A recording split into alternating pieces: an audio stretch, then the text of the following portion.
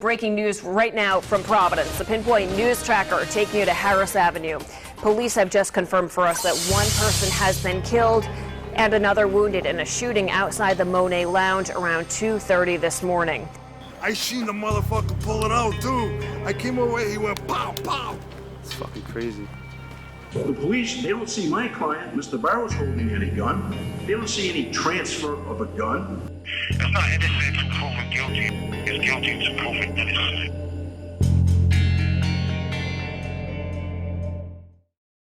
My name is Kim Marie Mulroy. I'm Terrel Barros' mother. It's been me and Terrel his whole life, just me and Terrel. So when this happened, it destroyed me. When I was pregnant for him, I was diagnosed with cancer when I was 4 months pregnant. I always told him that he was God's gift to me, you know? And this is not what his life's gonna be.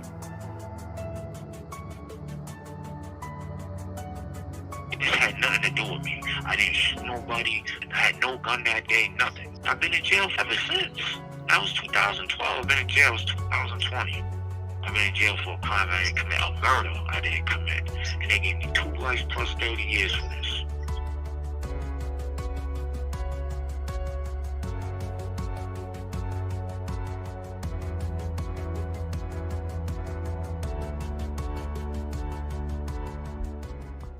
I went to Monet that night, just chilling, like, you know, a regular club night. I guess somebody's hat got tapped off their head. We were leaving the club, and Stephen Bowden wanted my keys because he wanted to get cigarettes. I gave him the tag to go get my keys. Troublemaker was like walking towards my group of people that I was with.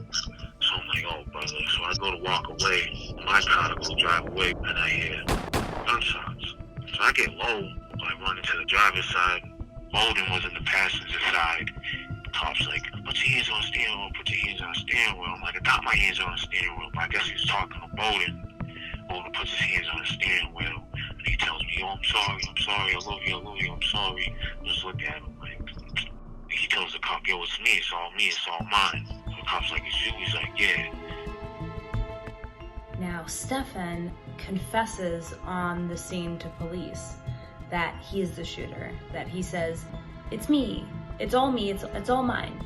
And he is caught with the gun by police. They catch Stephen Barton red-handed. He's holding the gun. We were given a lot of information in terms of DNA that was put in very scientific terms. I do remember it being quite difficult to understand whose DNA was in fact found and whose wasn't. I don't believe that a clear picture was really given to the jury in that regard. The physical evidence that was presented by the state in his conviction indicated that the shooter fired the gun from either near contact to 18 inches away.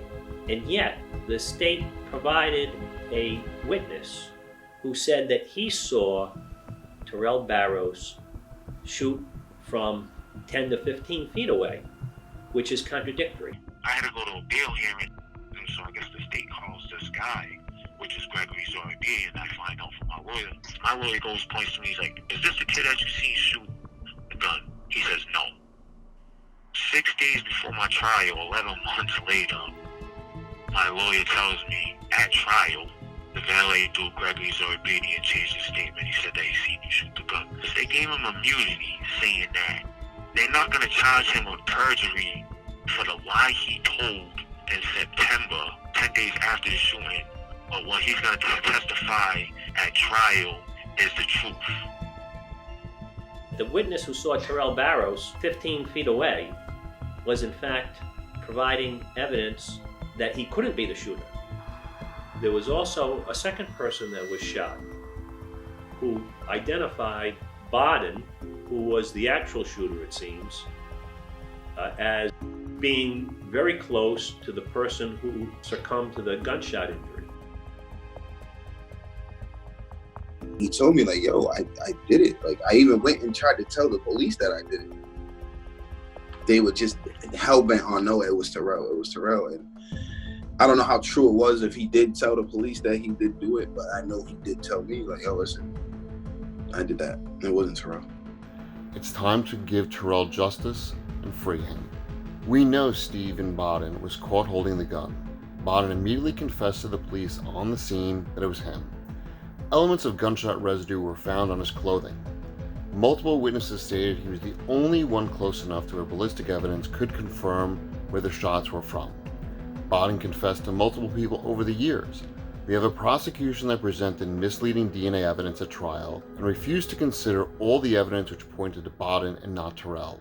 The trial, right from day 2, I want to say, I realized what they were about to do to my kid. I had to sit there and listen to them degrade him as a human, not knowing that he's probably the most sensitive kid in the world, because when his hamster died, he cried, you know. His fish died, he cried. So what they portrayed my son to be was absolutely not who he is. He's a great friend, someone who I could look at and say, like, I could always count on him, you know what I mean? He was very loyal, very laid back, never turned into someone different. He always stayed true to himself. He's always just, when I think of him, I literally think of just loyal. Like, that's the first word that always comes to my head. He's definitely like a good person, like overall got a great heart. He was raised right. His mom raised him right. He has manners. He's not ignorant at all. He knows how to carry himself. You know, very family oriented, very supportive. You know, even now when I talk to him, he's still the same person he was when we grew up. If he loves you or he stands for something, like, he stands for it. Like, he does not play any games like that, like, about it, you know? So he's really loyal. He had a lot of morals, integrity. He's not one of them friends when you're younger, your parents will be like, hey, you can't hang with that kid. Like, nah, he's always invited to my house, but I'm not there. Nah. You know what I'm saying? He's a good person, very, very good person. I have 2 boys and a daughter, and my sons see Terrell as the cool guy in the neighborhood, like somebody that they could look up to. Never once was he someone that I would be like, don't watch. He was a good role model for them. We took everything out of storage, brought it here, and put it in his bedroom. I would not ever get an apartment with a 1-bedroom. I always felt like I needed a 2-bedroom, because my son's coming home, you know. Asking my emotions, I won't let it show. Yeah, remain loyal to the end. Chasing dreams, I mean, the objective is to win. I done lost so many niggas and engraving in the system. So I'm always screaming free him, R.I.P. him, cause I miss him. Got my nigga in the cell, free my nigga Ruger out. The situation fucked up, right that appeal, I wish you out. And it's crazy cause there wasn't no way a nigga could help you. They screaming allegations, questioning me wasn't helpful. But I love you, my brother, but we rode out for each other. And I'm sorry that you in that jam, it's painful on my mother. But I think about you every day and night. And it's easier to say, but hold your head, you'll be alright. We was lit, we should've never went out to the club that night. Free my nigga, all them statements got my bigger brother life. I'm Terrell's mother, and I know my son is innocent. Our uncle Terrel Barros is innocent. I know that Terrel Barros is innocent. Terrel Barros was 110%. Terrel Barros is innocent. Barros is innocent. Barros is innocent. Is innocent. Innocent. Innocent. Innocent. Is innocent. Innocent. Innocent. Innocent. Innocent. Innocent. Innocent. Innocent. Innocent. Innocent. Innocent. Innocent. My name's Terrel Barros.